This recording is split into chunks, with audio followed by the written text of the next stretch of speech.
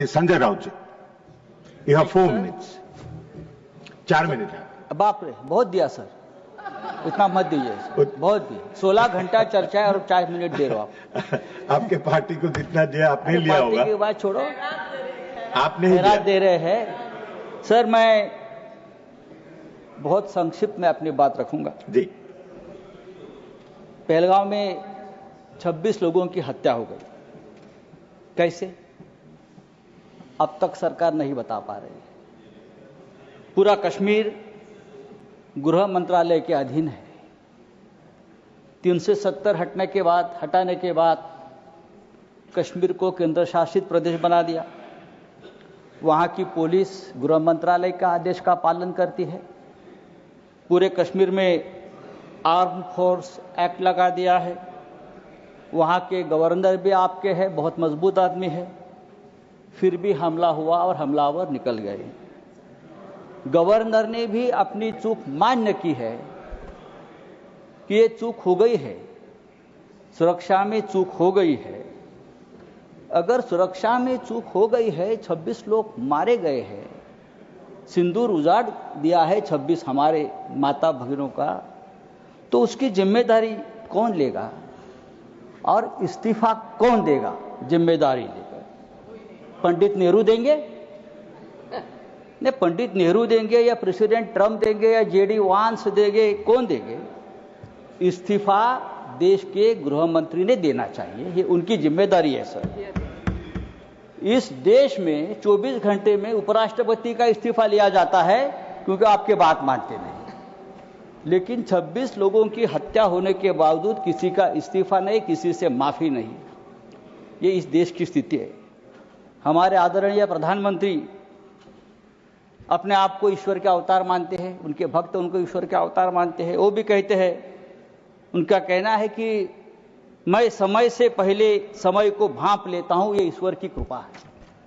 तो क्या ये आतंकवादी पहलगांव में घुसकर 26 लोगों को मारने आने वाले हैं? ये आपने क्यों भांप नहीं लिया? ये हमारे सामने और देश के सामने सबसे बड़ा सवाल है। मैं कांग्रेस के हमारे जो नेता है उनसे कहना चाहता हूं, मेरे बाजू में बैठे हैं, यहां कल से मैं जो बड़े बड़े भाषण सुन रहा हूं, चाहे राजनाथ सिंह जी हो, चाहे हमारे विदेश मंत्री हो, चाहे नड्डा जी हो, सबको पंडित नेहरू की बहुत याद आती है। पंडित नेहरू हो, सरदार पटेल हो, भूतकाल में बहुत घूमते हैं आप लोग। पंडित नेहरू उन्हें सोने भी नहीं देते और जीने भी नहीं देते। सरदार पटेल की भी याद आती है। मेरा एक कहना है कि नेहरू तो महान थे, लेकिन सरदार पटेल को प्रधानमंत्री न बनाकर हमने एक ऐतिहासिक भूल की है। बात ऐसी है कि नेहरू साहब बहुत ही डेमोक्रेटिक आदमी थे, सरदार पटेल लोह पुरुष थे। अगर सरदार पटेल ऐसे नेता थे जिसने पहली बार आरएसएस पर प्रतिबंध लगाया था। अगर सरदार पटेल जीवित होते और 10 साल, तो ये लोग आज सामने दिखते भी नहीं। आरएसएस को पूरे आज प्रतिबंध लगा देते। समय समाप्त हो रहा है, उनकी विषय पर बोलिए। फेंक देते। समय समाप्त हो रहा है, विषय पर बोलिए। तो आपको पंडित नेहरू का आभार मानना चाहिए कि पंडित नेहरू की वजह से आप यहां बैठे हैं, राज कर रहे हो। ये पंडित नेहरू की मेहरबानी है। अगर सरदार पटेल प्रधानमंत्री होते तो आज आप हमारे सामने सत्ता में हो या देश में दिखते नहीं, उखाड़ कर फेंक देते। सर नहीं सर, सरकार ने आपका समय समाप्त हो गया। मैंने बोला था आपको, लेकिन आप उलझे हुए थे। मैंने आपको बोला था। सरकार बोल रही है समय समाप्त हो गया आपका। हमारे सामने अब मैं नेक्स्ट स्पीकर बुलाऊंगा।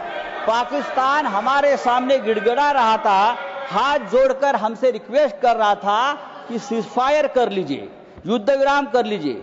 अगर युद्ध विराम किया है तो युद्ध विराम के हमको क्या मिला? आप मुझे बताइए। बात तो पीओके पर होनी थी, आप समाप्त कीजिए धन्यवाद। कम से कम जो कुलभूषण जाधव 15 साल से उस जेल में तड़प रहा है भारत का, उसको तो छुड़ाना चाहिए था। एक तो बात करनी चाहिए थी, हमारा कुलभूषण जाधव स्पीकर बुला रहा हूं संजय राउत साहब, आप सीनियर मेंबर हैं, 15 साल से तड़प रहा है, उसकी तो मांग होगी। हमारे पास से मछुआरे Shankarrao Sawant. Nothing will go on record except